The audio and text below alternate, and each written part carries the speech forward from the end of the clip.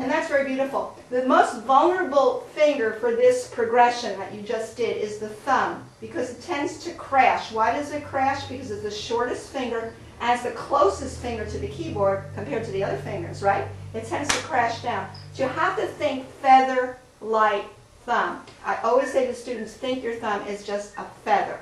So therefore, I start a little softer on the thumb when I start. And the other vulnerable place is the end. Watch. See what I do? I come from below, and it's like a feather. Like this. So you can just practice your thumb a few times and imagine the sound as it's ending those eighth notes, and you get a sort of an internal, imaginative sound that you want to produce when you get there.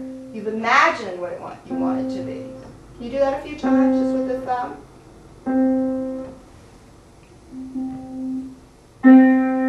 See how soft you can play the thumb, almost like you can't hear it at all.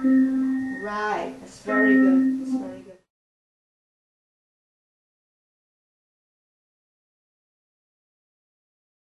Now there's a new motion for this. There's a new motion for the 16th. What we're going to do is watch what I do with my wrist for the 16th notes. Tell me where I dip my wrist. Can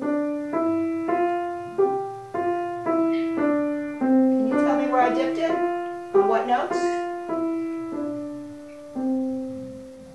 So now I have longer groups. Remember, when I did the eighth notes, I dipped every 2 notes, right? I have the wrist going down and forward every 2 notes. Now I have a spread of what? 5 notes and then 5 notes down. It's really 1, 2, 3, 4, dip, 2, 3, 4, dip, 2, 3, 4, dip, 2, 3, and delay this one. Why did I delay that last note? Can anyone tell me why I delayed the last C and I didn't enter it fast? Veronica, can you tell me why I did that?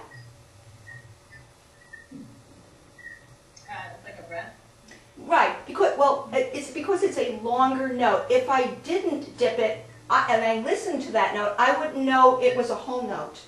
The whole note is swelling out to a whole note. It's expanding to 4 beats. So if I didn't do that, here's what I get.